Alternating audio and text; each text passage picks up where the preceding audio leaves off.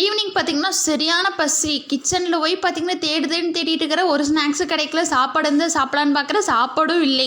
ஃப்ரிட்ஜை ஓப்பன் பண்ணி பார்த்தா வாழைக்காய் மட்டும்தான் இருந்தது. சரி பஜ்ஜி போடலான்னு பார்த்தா பஜ்ஜி மாவு இல்லைங்க.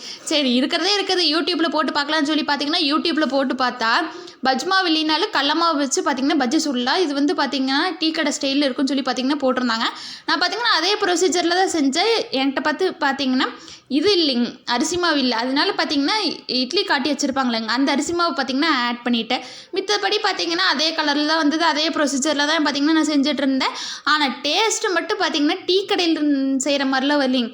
கடல மாவு டேஸ்ட் உங்களுக்கு எல்லாத்துக்குமே தெரியுமில்லைங்க. அந்த கடல மாவில் போட்டு எடுத்தோம்னா ஒரு டேஸ்ட் வருமில்லைங்க, அந்த மாதிரி வந்துருச்சு. அது எப்படி சொல்கிறதுனே தெரியல, அது ஒரு மாதிரி இருந்தது. எனக்கு மேக்ஸிமம் பார்த்திங்கன்னா யூடியூப்பில் பார்த்து சமைக்கிறதெல்லாம் ஃபெயிலியராக தான் போகுது. ஒரு 5 சமைச்சேன்னா ஒரு 4 கண்டிப்பாக பார்த்திங்கன்னா ஃபெயிலியராக இருக்குது. ஒன்று பார்த்திங்கன்னா சக்ஸஸ் ஆகுது. அது எப்போயாச்சும் ஒரு டைம். இதே நான் விட்டுருந்தா கூட பரவாயில்லைங்க. அது வாழைக்காயும் வேஸ்ட் பண்ணி, மாவையும் வேஸ்ட் பண்ணி, எண்ணெயும் வேஸ்ட் பண்ணி, சுத்த வேஸ்ட் எல்லாமே. இது எங்கள் வீட்டில் பார்த்துட்டு, ஏன் சமைக்காது இருந்தால் கூட பரவாயில்ல, இப்படி சமைச்சு எல்லாத்தையும் உயிரை வாங்குற அப்படின்னு சொல்கிறேன்.